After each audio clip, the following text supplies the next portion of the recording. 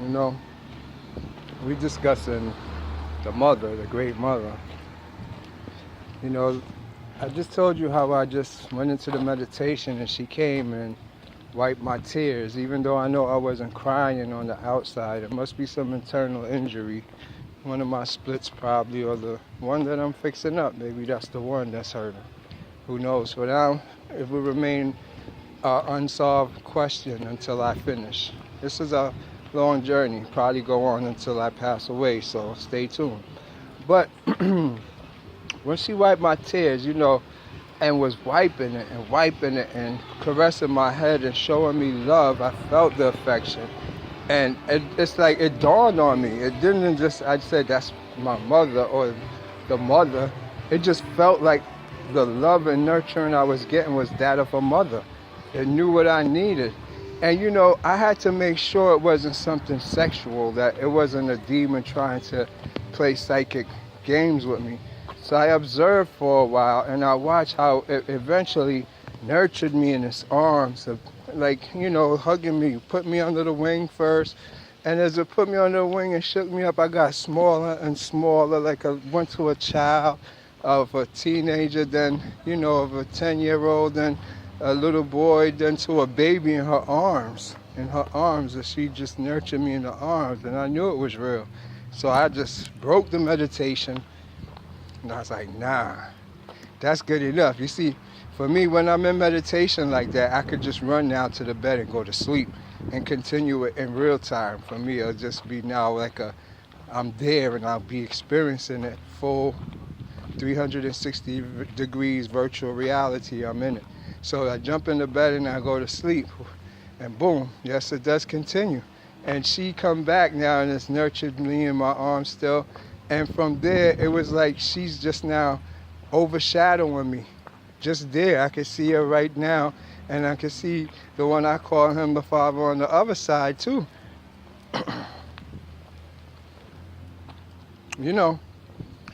This is very important to understand.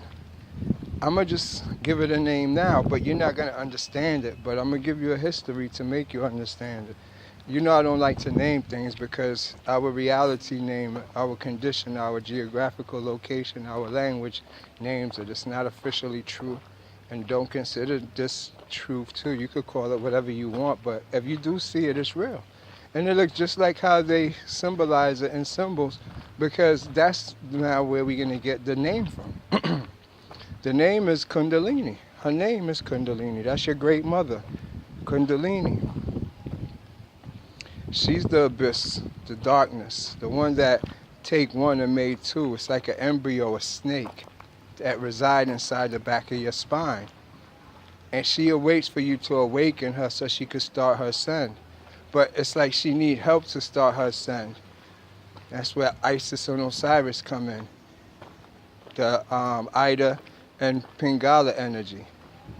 When those two energies come together, you get this thing called the Shakti. This is all Kundalini based.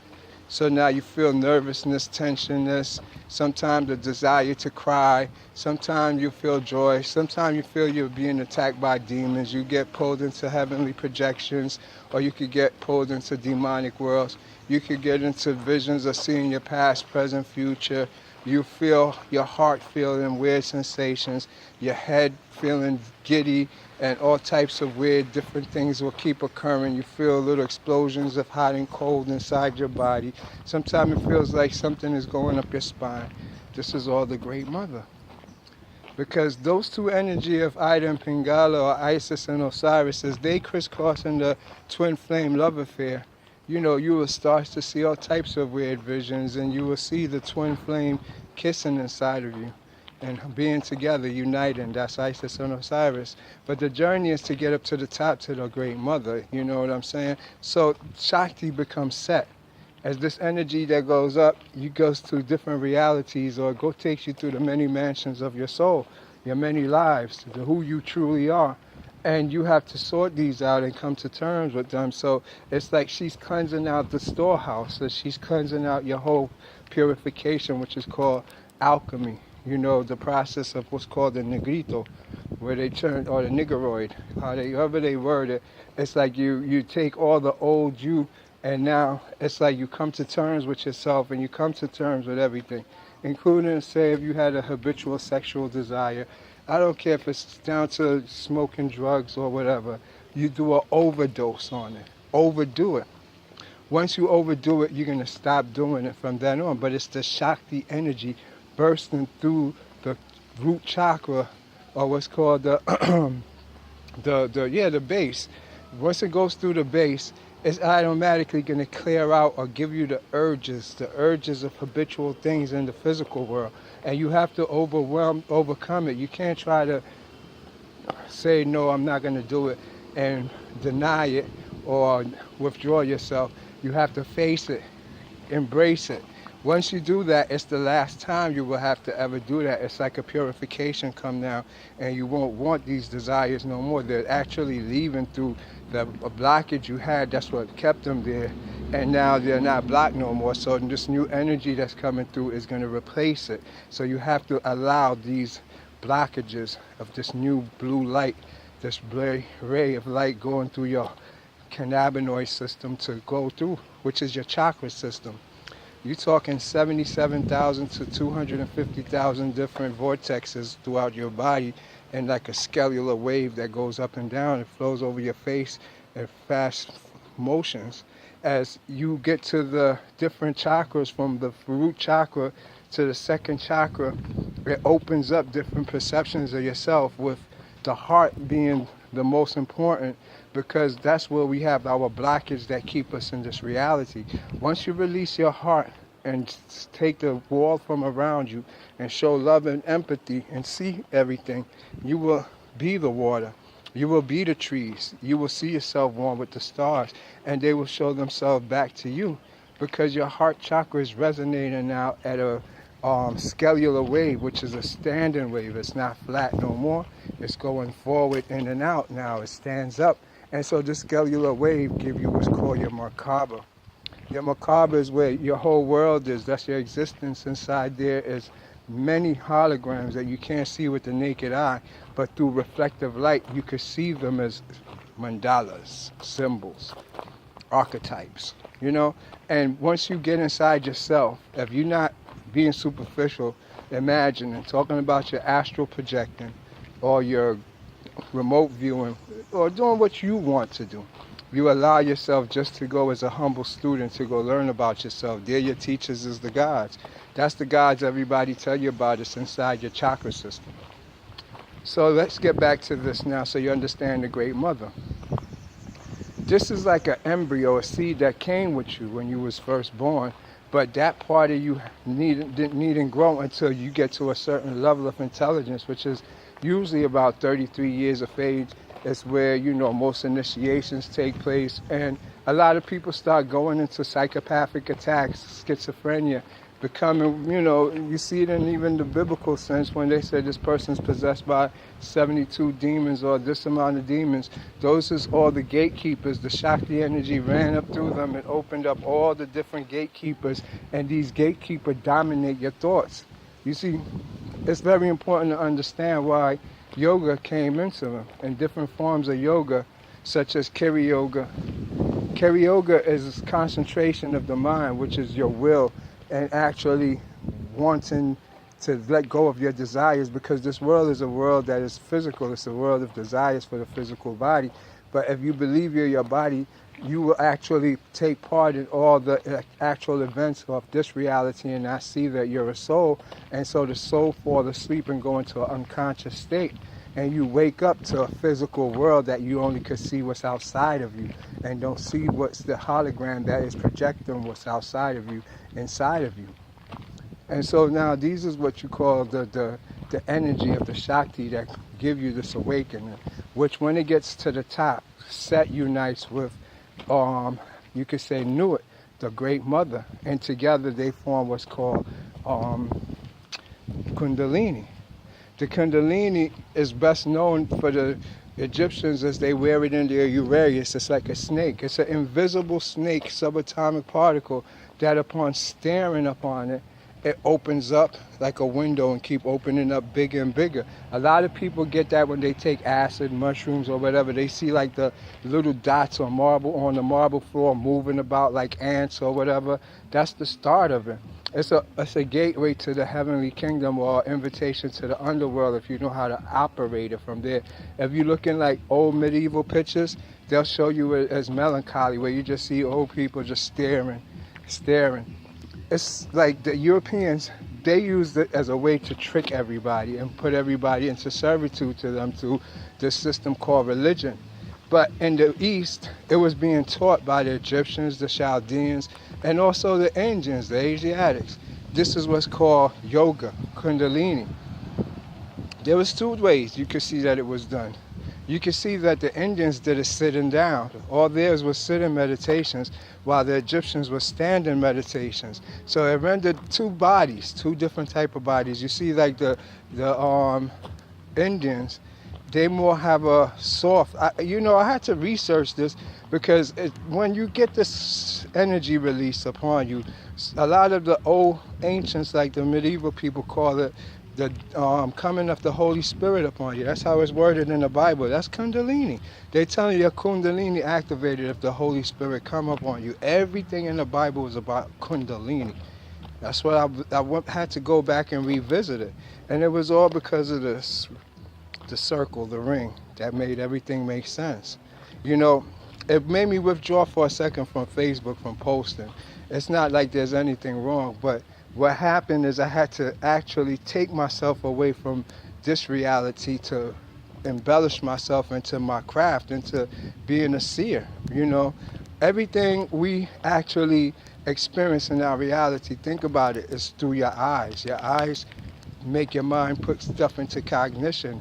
If you was blind, you didn't have no reality, and you had to create your own reality in your mind. But being that you could see, your eyes makes your reality, causes all the sensations. Even if there was a snake crawling, if you was blind, it wouldn't bother you until you figure out what it was and picture it in your head. You understand? But it's your eyes that see it first that make you go crazy and weird sensations go off. So I had to, excuse me, a little soda, withdraw actually, so I could experience the astral world, or the inner me, more in depth. Upon doing so, I've been seeing this ring, and I didn't understand it or know what it was meant for.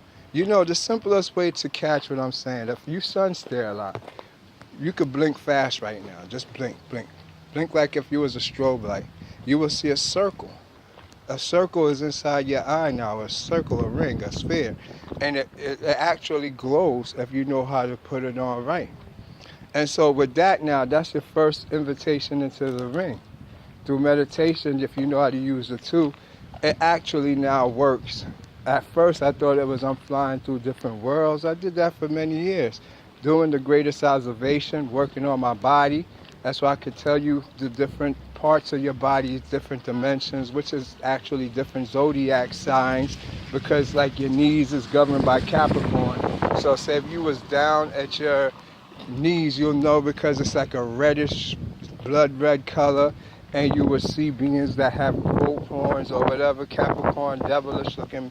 That doesn't mean you're in hell. It actually means that you're in the zodiac constellation of Capricorn, which is like a big ghost image of a goat, like Baphomet image. You go into it and they're in your knee. And it's all the ethereal organs of it, the actual hologram that give you the physical reality you see.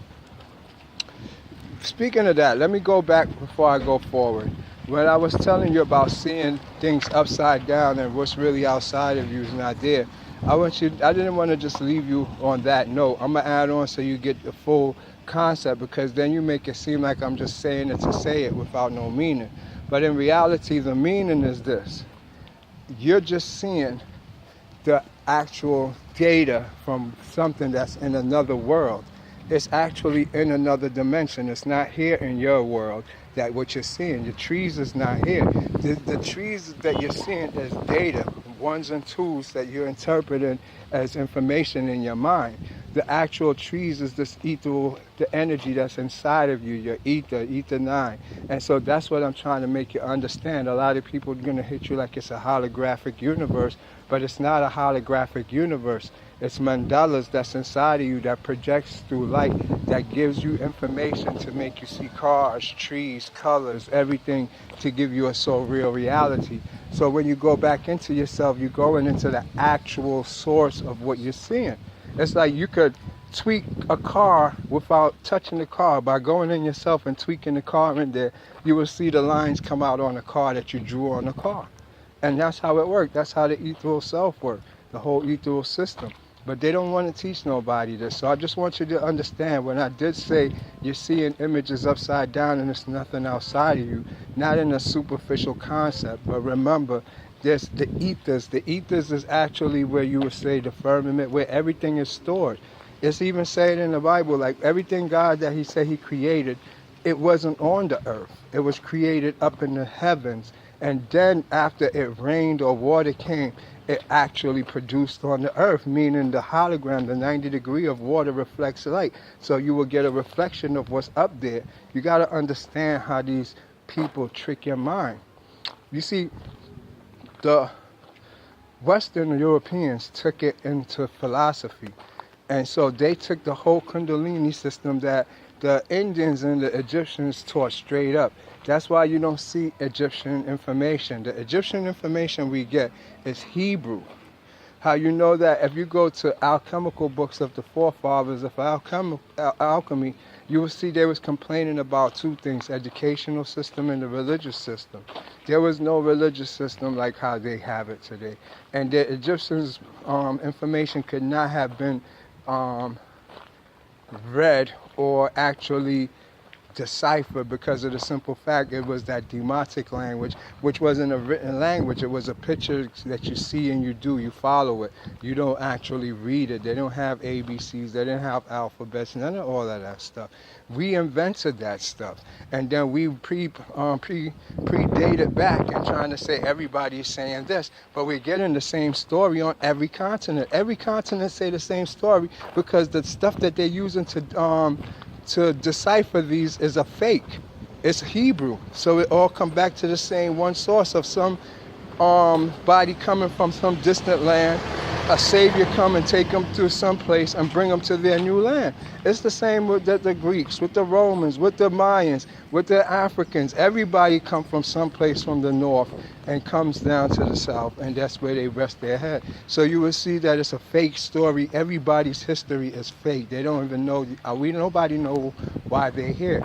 And this could be told by the forefathers, by all the old niggas like Incubus. Incubus got it in all his book. He was a historian at that time that lived in Africa, in Egypt. So you hear their story. I don't really listen. I read between the lines because I know I have senses, and my senses could dictate what I see. I don't look at it for white or black, because that's a new construct. They don't have that in there. But I understand how they see things and get a better perspective to add it up to even our Afrocentric ways. You take the two and you combine them together.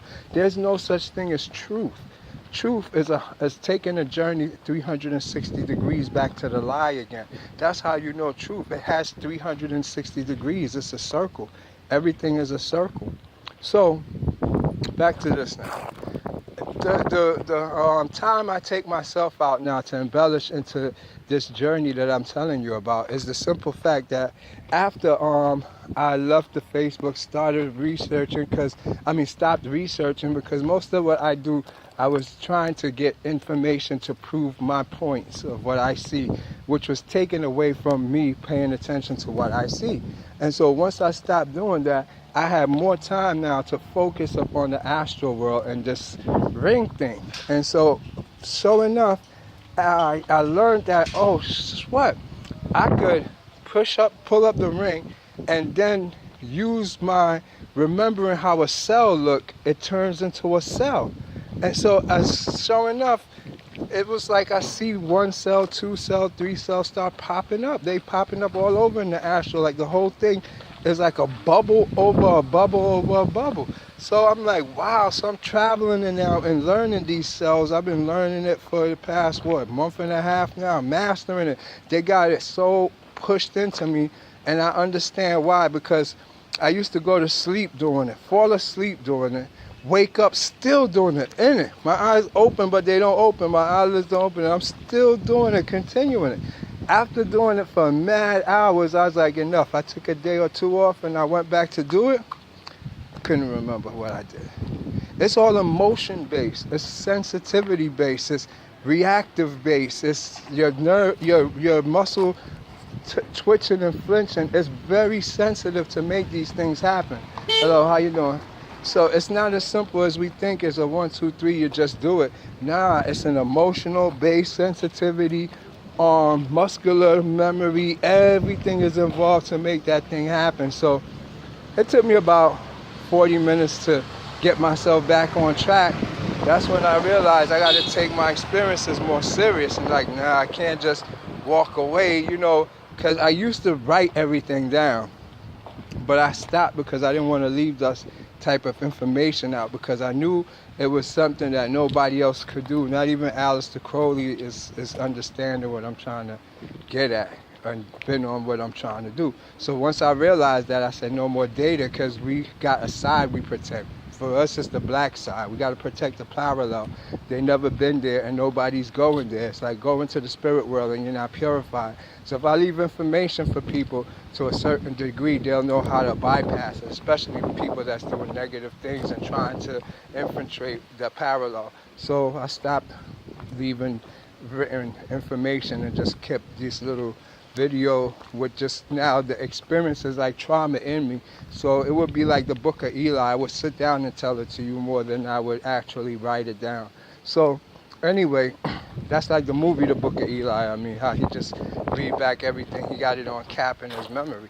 So that's how it's really done. Like everything I do here is just off cap. I don't record it. Even when I go in my dreams and be first unconscious, you could say, and then become conscious in it without waking myself up. The trick is you can't wake yourself up. You have to be sneaky enough to be awake in your body, and without doing too much, that your conscious mind get in and start trying to be like, what's this? What am I doing? And start trying to make sense out of it, because then it's going to distort a parallel universe that is unlike any world you ever seen or could create, to make it look like the world it could relate to, that it understand, that it could comprehend. You understand? You could be upside down, like how I tell you, we are seeing upside down because your eyes twist the image around, and then it twists back around again. So you got to realize that we're seeing upside down. In some of these worlds, you actually go in upside down, but if you was conscious of it, it will turn back right side up on you, and you will be lost. So it's a reason why you have to be unconscious and have a subconscious mind that does the journey for it, because it's familiar with this from there, and understand that your conscious mind create your reality, and it's a created reality. It's not a virtual reality. Where your subconscious reside is where the actual hologram itself of this matrix resides. So you're going back to the source, and it looks kind of creepy and scary, because it's just ether, spirit, all together united, bonding in and out. It's just circulating, dying and dissolution and creating, dissolution and creating. It's a complicated system, That's why there's the mineral kingdom that keeps everything intact. We could go into that more, but this is about Kundalini, the mother still, but with more detailed commentary, so you have a deeper understanding of how Kundalini works. So, being that now I'm there traveling and I'm learning how to make these rings that look like bubbles. It's like clear bubbles. Then you go through the clear bubbles, but they also form cells, and you use them on your body to do genetics work. That's how I became familiar with them, looking at them in my own eyes and doing the actual splicing. My eyelash spliced them, and actually two of them will come together. And it's in the Kundalini picture where you see one circle with 3 little circles in them, or 4 little circles. I overstand that. That's them coming in your eyes, and they actually do the whole thing. Believe it or not, when you dream, one of those cells cover it's the circumference of your same eye width. So it fits itself over your eye. That's why your eye be flickering back and forth trying to get out of it. and it gives you a surreal experience that becomes what's called a dream. When you go into deep sleep, all that stops. You're not conscious no more, so your subconscious goes to sleep and everything is quiet. But while that's happening, it's the cell that's wrestling with you. But anyways, keeping it going. This is all part of the Kundalini experience. This is happen when you start to awaken and your Kundalini activate. So now the mother is what you're going to, and the mother is the source. It's like the pinnacle of everything. It will be the absolute. So when this has happened, that's when you get the word, the Kundalini, and you officially have the rays on the top of your head, and your third eye is open. But the journey could be from 8 months. Some people do it in 3 days to something that lasts over 10 to 30 years. So it don't specific cater to anybody, specific need. That's why yoga came in and people started taking it on their own to activate and to do it in a, you could say mediocre fashion in different levels through different forms of meditation, from Kriya yoga to Hatha yoga to the more complicated forms of it. And eventually you just become spiritual on your own, and you do it through what the spirits teach you. Now I'm doing triple plays and running back and forth, but I hope everything does come to one and y'all understand, because I dimension hop, which I actually do in my soul world. I was with this my shorty, and all of a sudden we switched, and she was in my world and I was in a room. That should put me to stop meditating. Like, nah, wait. I didn't wake myself up, but I red flagged it. I never been in a meditation that I'm in a still room. Everything is always moving there with me. It's moving at full speed. And like I'm talking here, it would be like everything in between me is just flashing by real fast. That's how all my worlds are. So if it stops, this stops, something is wrong. And that's what happened. I was in this room. I'm like, what the fuck is this? What's going on? Nah. And I didn't want to wake myself up, so I blinked, like I kind of like, nah. I got scared, to be honest. And it started moving again. It took me to a different, and I'm like, what the fuck was that? It never happened to me in 3 years have I ever stopped perfectly. Stopped. Like if I was dead. I would feel like I'm dead, because motion is always, atoms is in motion. Everything is vibration of motion. You can't stop from moving. So as long as you know you're moving, you're good. If shit stop, something is wrong. Like, y'all, I don't know. I can't be in no dream where, I'm in a room walking around. Now the room got to be moving like at 1,000 miles per hour. And, and it did it to me second time. I stopped now, but it don't stop like how everybody do. I'm a car now driving to a driveway, going to the house, and I can see a beautiful house with a yard, white picket fence, everything, and I'm going towards it. And then I was like, it looked so real and clear, I couldn't tell the difference between if it was a meditation or if I was actually there. I was like, this was a red flag again. I see only holograms. I see 4 sides. I see through things. I see things like in the old Atari Coleco game system. That's how my reality is. So you will see this with no image. It'll just be the mesh, the see-through mesh of the program. Everything is like that to me. I'm getting familiar with everything as mesh. Even the people I see, I know who they are because of the energy, but they're not fully vivid unless I squint to a force to see an overlay of skin or whatever mesh. But I see everything as a see-through matrix.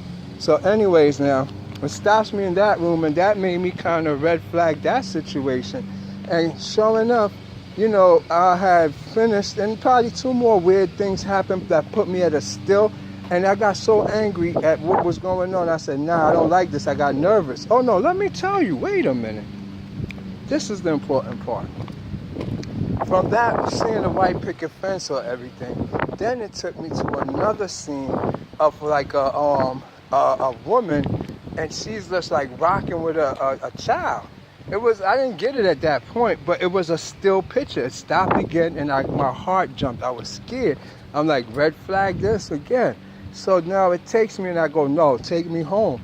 I don't know how to stop it, and I don't want to stop it because it's a beautiful experience fighting to like make it real and hold it to stillness.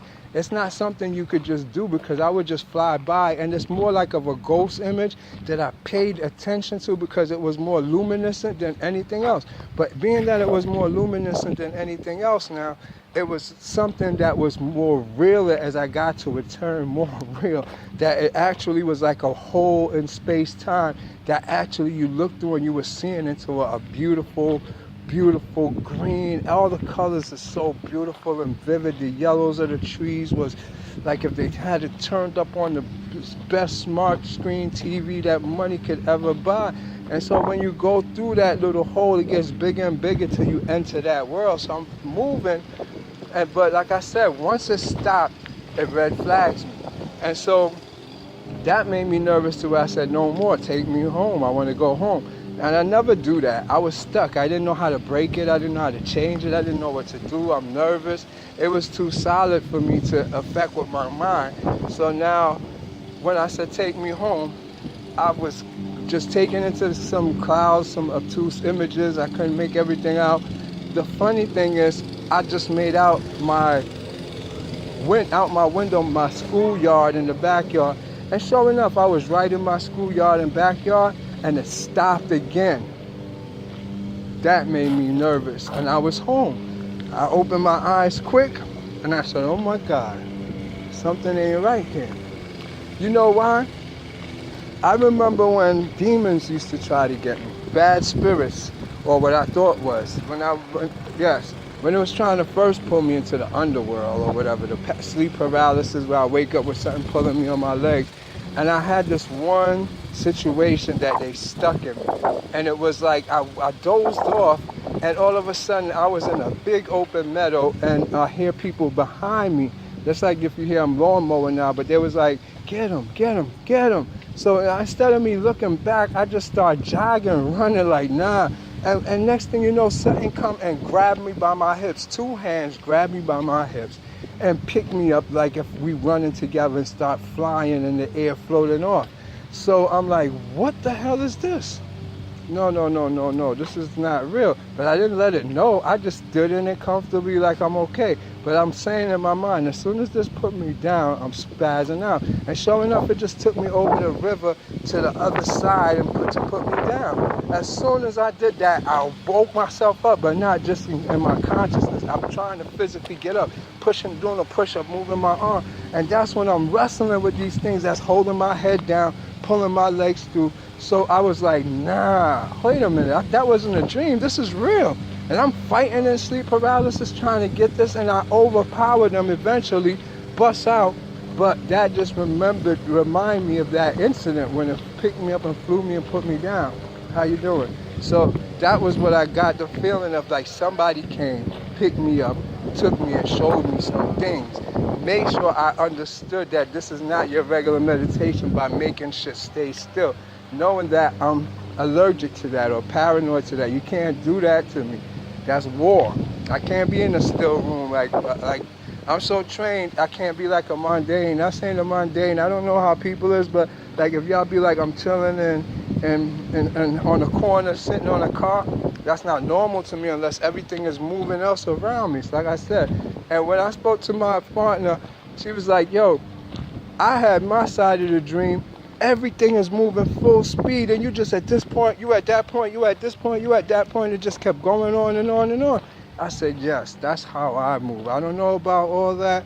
And then it come to find out, these was like safe havens for when shit don't go right for them and they feel bad. They create these safe rooms or safe places in the astral world, and they just go in there and reside. I don't know.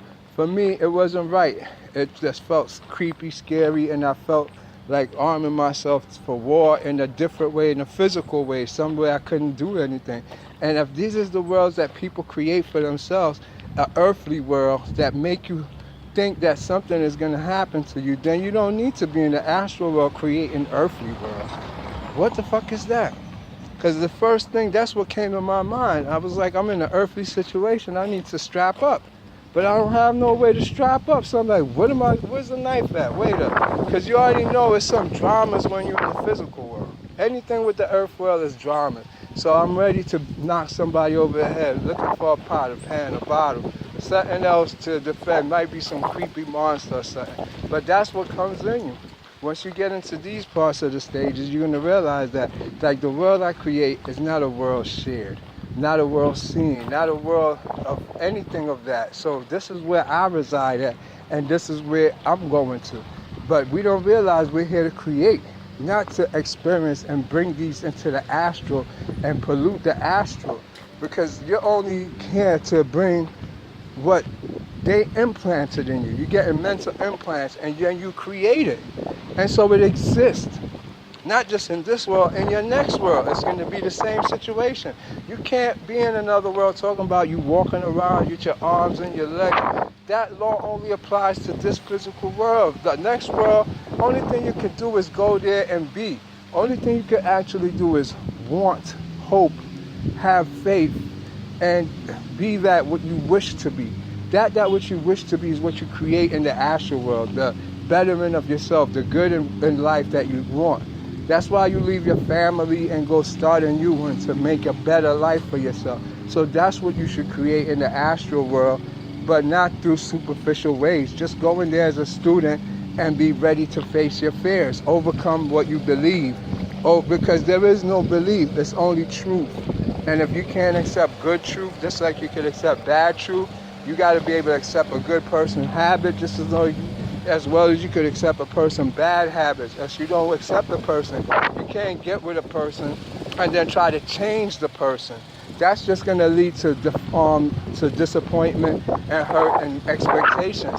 You got to get with the person and just let the person be, just like you be.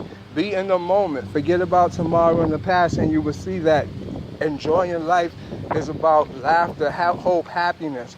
And so when we take these dark journeys at night to face ourselves, the greatest things you can learn is that life is beautiful when you wake up the next day, because it's not like a dark place where you come from. It's not like the dark place you're going to, but it's a world we all could change, and we all try to go into that dark world, see who we are really deep down inside, this creature, this demon that is in a creature-demon world, and don't realize it because it provides us with all the pleasures and fantasies that we ourselves love as narcissistic people. And until we deny ourselves of these and actually look within ourselves, we're not going to see the true reality and what our inner self is, the pure you is trying to show you, because it's the real puppet master. It's a little kid in you that is going to stay pure. He's going to be the crown prince. He's the one sitting on the throne. He is the one that is your consciousness. And until you unite yourself with it, everything else is just chitter-chatter. And I just want you to understand, the mother is the messenger of all this. This is Kundalini. This is getting kind of stretched out. You know, I hope this help y'all in something, you know, other than just our superficial way of looking at Kundalini, because it's a beautiful journey. Let me break it down a little deeper. When the Europeans now put it into religion, this is what they did. They wind up taking the whole system of the 7 chakras. And when you travel them, it's just because the 7 chakras, don't get it twisted. Each chakra got thousands upon thousands of gates and gatekeeper vortice points in your acupuncture. Those is where 2 points meet, which renders a circle. This circle, this is what we do, which is an array of light. The 45-degree angles every time, or 90-degree angle every time in light. Those is vortex points that make those circles, which has a gatekeeper there. These gatekeepers hold different sections of your consciousness in place. So you only could think of Jehovah. That means you're stuck between the gatekeeper of Jehovah. It's equivalent to Vishnu. You see, Vishnu is a gatekeeper, but Vishnu is not Kundalini. It's not Shakti, it's not Pingala. They all different aspect of the one same God, the Absolute, but it's different when it trickles down to you. So you got to understand now, these same circles, which is all circles, everything is circles. That's why if you look at the Solomon seal, the circle, when you're making a invocation or whatever, you put a circle around yourself for protection. Everything is a circle. Look at a star through your video camera, it turns to a circle with a little man coming out of it. You're always going to see a man coming out of a circle because that's your mandala. That's who the gatekeeper of your consciousness is. And so when you see them holding like the scepter, the spear in the circle, or the sword in the circle, it's different deities such as Baal, such as Molech. All of those that you see, these is all what they call gatekeepers of consciousness, which is rays of light crossing that certain vortex points for 90 degrees. And these is where you reside at in consciousness. And once you be able to understand that, then you understand how the circles work for the 7 chakras and what's inside the circles, those squares, triangles, and all those. Those is all the different gatekeepers. Those is the same one in Solomon's and his Gotia system. If you look at the difference between Astrov and the different ones, it's the same thing.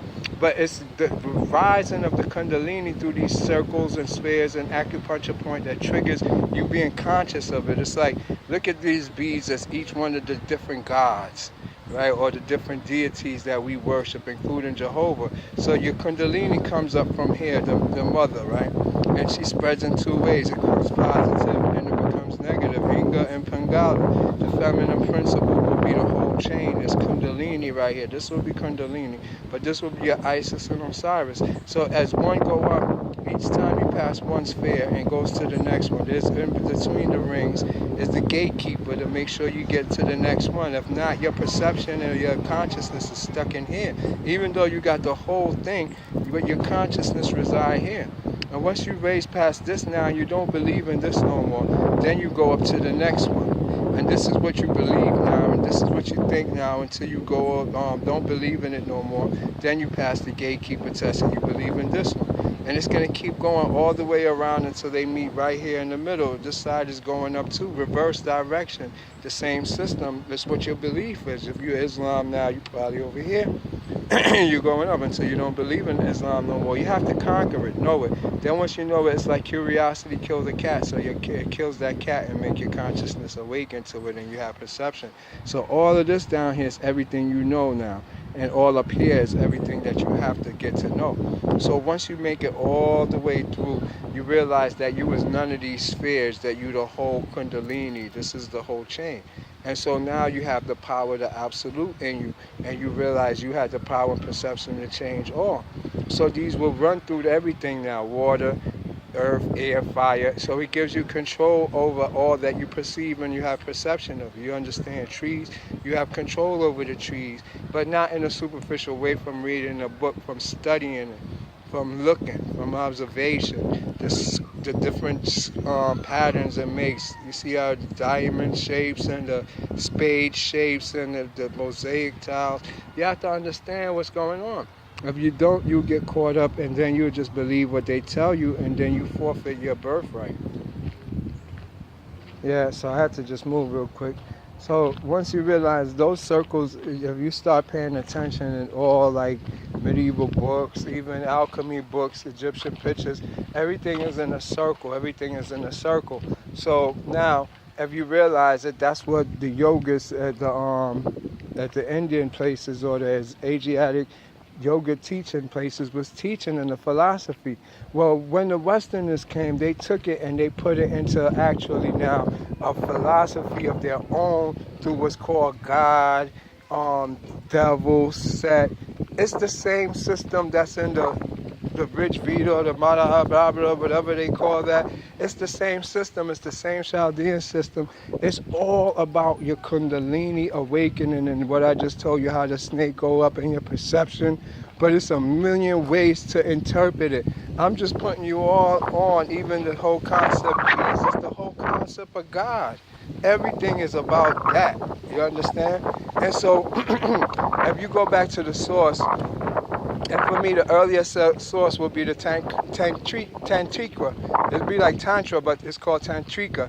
They give you the philosophy about it, and in the philosophy, they tell you how, you ascend past all this, including to a point when you open up each chakra, what it makes you perceive. And when your heart chakra open, you perceive God. Only thing you want to talk about is God. Anybody talk about anything other than that, it's going to seem like it's going to aggravate you and all that. And then when you get to your throat chakra, you stop talking about God because you become one with it and you feel united. Then when you get up to your pineal gland, you forget all about God and the absolute and everything because you become now the absolute, and you go on to higher things and bigger things. And so you pass all these stages. It's not something absolute. So you got to realize our doctrine is only the doctrine of the heart chakra. It only teaches you how to open the heart, and then all of a sudden you hear all the religious people talking about God, but they don't know the concept of it or really what's going on. It's actually a Kundalini awakening. And you know, I tell you in mad videos how they use it for pharmaceutical drugs, and the medical department is making money off of it because they're not recodifying it the same way that the Indian tantric books and all the alchemical books do it. They're making it into a theological philosophy of religion so they could sell us a dream and we could believe in the scary overlord that's in the chakra. The gatekeeper is scary to us, and we won't defy the gatekeepers. Once you do, though, then he's going to be like, oh, I was just playing with you, homeboy. My bad. Go ahead, you go through. I swear to God, I'm not lying to you. I've been through more than over 2,000 gatekeepers, easily. I would say not even, I'd be kidding myself if I say 2,000. I could do 2,000 gatekeepers in a month. Put it like that. It's been 3 years. I do about 2,000 a month, you know? And I used to be afraid of them. They used to come up to me, holographic ghost image. And when you get from, it starts off, you eat by an animal. For me, it was the biggest one was like a python the size of 10 747s for real. You feel the energy as it go down like crazy. It just feel uncomfortable. I was sick. Then you feel like you're floating after that. Then you just flying full speed through there until you see some eyes coming up. Then you know to slow down. It's caution. Then eventually he stops you. Once he stops you, it's a body come. You see him. They usually drop down. Boom. Then they look at you and observe you. They smell you. Walk around you. Usually they got animals. If you see the 2-headed dogs, the 3-headed dogs and all that, the dragon, they now the dragon attacking your body. It's tearing up your body to see how you react. A lot of people, they start fighting going, but it's mental, it's psychic. They work through psychic. There is no body there. So they messing with you if you react to that or think you have a body, you don't pass, they know you're not from there. So me, you know, I ignore everything. You got to play the fool. The fool got the lion biting on him. He got the tiger eating at him. He got niggas shooting at him and stabbing him, and he blind, and he just looking straight ahead like this, going straight ahead. All that don't count. He's not afraid. He overcame all his insecurities. You can't touch him. You can't move him. He only know about the higher worlds. And so that's what the fool is. The fool will take any chance and do anything because he's not afraid. He met the other side. That's the shaman. Shaman is higher than the gods, higher than God. And not in a superficial way, but you got to understand. God, it tells you in the Bible in Galatians that he wants you to be an heir to him. He don't want you to be like him. He don't want you to be a servant to him. He tell you that. It's the whole thing with Galatians is telling you you're his heir. If you stop being a servant, you qualify. That's why he tell you you're going to first be under the maidservant, under the schoolmaster. You understand? Once you graduate from being under the schoolmaster, you're no longer a servant, and you have to realize you could do all and you become the heir. By you being the heir, you're what's called the son. By you being the son, you got to qualify to be God. And if you don't realize these things is codified, and it's not actual, then you can't understand your Kundalini, your chakra, and how to beat the gatekeeper. They give you the key to beat the gatekeeper, but they're not going to tell you. That's why you see people like George Washington and his apostles. That's why he ascended and became a god in the Washington Memorial. But nobody tell you the process. Nobody don't even care. We're chasing our desires. That's all we care about. We like demons. If you ever look, there's a painting too of like Vishnu killing a demon. That's what the painting says. And guess what? Vishnu is the one that looked like the demon, and the person who looked like we would think is the demon is a human being. He's killing the human being. So you got to understand how it works. It's your thoughts, your beliefs, your desires that disqualify you from the higher yourself. You have to be able to be up everything. When I tell you this, you gotta understand, that's what makes me able to do these things. I've been in isolation. Put it like this, you wanna do it? Go to isolation for 2.5 years by yourself, nobody there with you, no sex or nothing. That's how I live. Nobody to talk to, nobody. I'm in total silence. So if you don't understand, it takes, these is the recommendation when they said Hermes, hermetic life. Elijah, with him being a hermit. John the Baptist living out the same hermetic life, what's called the Essene life, or Israelite life, or Hebrew life. We can't mix. Nobody, not two people can mix. You gotta understand this. That's the only way you could do this. If not, you're mixing and that disqualify you. I'm not saying don't. I know what's going on. I'm not telling nobody something to go do something unheard of, unnatural.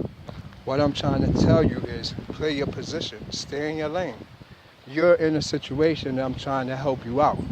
Make understanding and disconnect whatever you can that's extra and do the least minimum so you can focus on sensing the energies, the subtle stuff that's controlling you, that make you make bad decisions, that making you, hindering you from being that shining person, from getting that promotion, from you engaging in a good relationship. These is all blockers, and not just these, the expectations once you get in a relationship. When you get in a relationship, remember, it's a real soul relationship. If you just design a person to have sex with them, or you just design a person because they got nice features that turn you on, that's not considered higher soul love. That's called animals thing. You got to look beyond the person's features and see their soul and actually tell the truth about them, how you feel, so that they could ascend too. Because if they love you, which they are, you will see that it's because of that love that make them change. It's only love could change a person. And if you don't have it in you, you won't care about enough about a person. You just use them for whatever. Which brings us to our most relative definition of what the queen and the king is. The queen wanted the king to put him in servitude. The king wanted the queen to put her in servitude. It's not. Y'all supposed to build each other up and rise, build empires, not put each other in no servitude, no working for nobody. Y'all supposed to uplift each other and feel good and have fun. When y'all get together, it's the greatest of the son being born. And if you don't realize that, then you're being put into servitude under the disguise of the definition of the king and the queen. The king and the queen is liberation. Remember that. Now, to make this a 360 degrees, as I started learning the rings and started learning how to project them in air. This is straight up in air now, because I'm first learning them in the astral, that my whole astral now is circles upon circles if I know how to do it. And I realized this is where it gets deep. Hold on. I gotta go again. Whew. Every time I do this, that's why this gotta be a straight up long one. Because now it goes back to the same one where I was telling you I was having the astral. I got sucked into my mate's astral while she got sucked into mine. And so now the last thing that I saw, it's like I'm coming to the end. And where the end is at, I never saw this before, because I tell you, I'm moving through space at speeds beyond incredible speeds. And I saw at the end a big whirling pool. It looked like a generator, turbine, spinning in the middle of energy. I was close enough to see the turbine itself. It was like an emerald blue color. It's just so beautiful, like if it was sapphire or crystal looking. And but the sea itself of energy was just beautiful colors of blues, greens, of the, you know, them nice colors, right? And as I got towards it, I never saw an end to these wormholes. That was the end. And it just got bigger, like a seeing bigger and bigger. And yo, let me tell you, when I fell in it, I was scared to death. My heart just stopped. Everything stopped right there. It was like everything stopped moving, and I'm just in the sea. And now the center is like way far, like if I was a star in the Milky Way, looking from a star's perspective and seeing just a sea of stars with this turbine in the middle, and everything is churning in the same direction. This is what I'm facing now. Yo, fear just came over and took over my whole body. That's when I said I wouldn't go home. Take me home right now. That's when I flipped out. And so that's when I got taken home. So I saw that, and I'm going to equate that. You know what?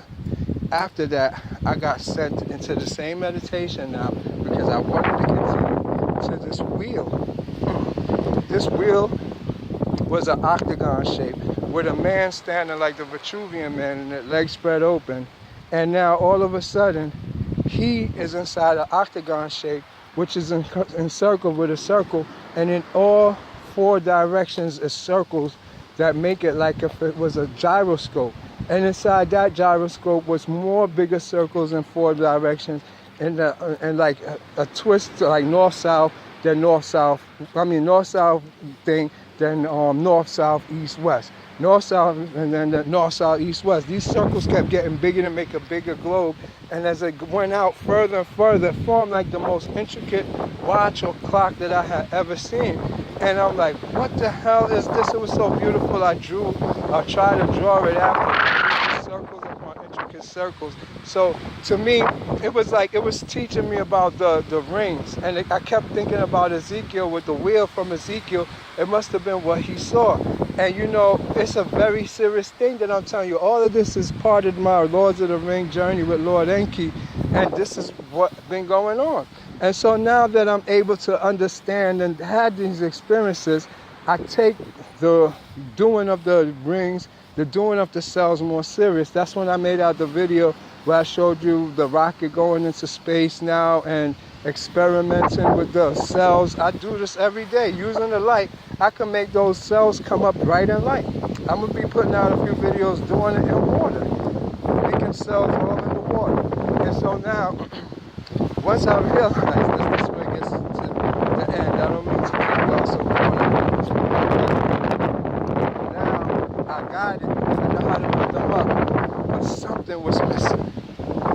This is how it makes it all come around, family. Remember, I'm documenting this because now I start realizing they're not trying to tell me to make the circle.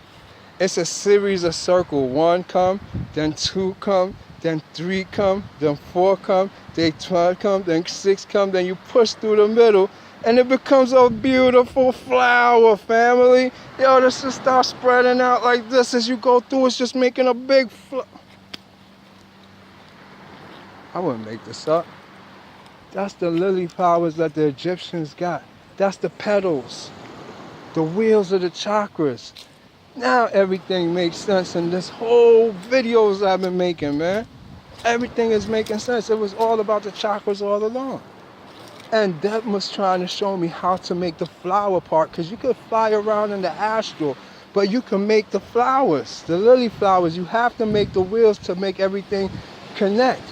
So now I just make wheels all day in the astral world, connecting them like braids, like this, going around. And it would be equivalent.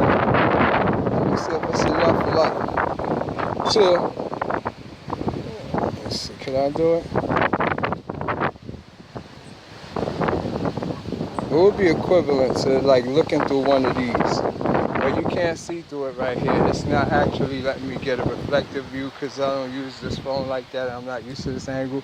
But like as you do each one, it's like you're aligning a whole bunch of shadow worlds, a bunch of worlds to make one united world. But as it moves through the middle, it forms more lilies and overlap each other to form that beautiful sunflower, man. And that's what I'm making now with sunflower, mastering them.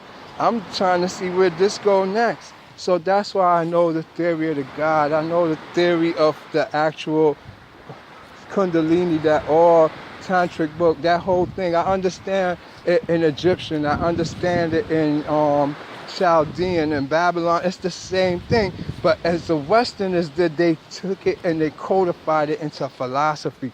That means that the whole God concept is out the window. It's in your Kundalini, and the only thing that is the real truth is the mother energy, the great mother. This what turns out, which is the Kundalini, the same thing that was in the abyss in the first place. They got it is right here in your head. She formed like a worm, the snake, and it connects to your whole thing. So that's who you really are, but you're governed by a whole bunch of astral beings, aerial beings, celestial beings, zodiac beings, to make sure you don't get this information or know this.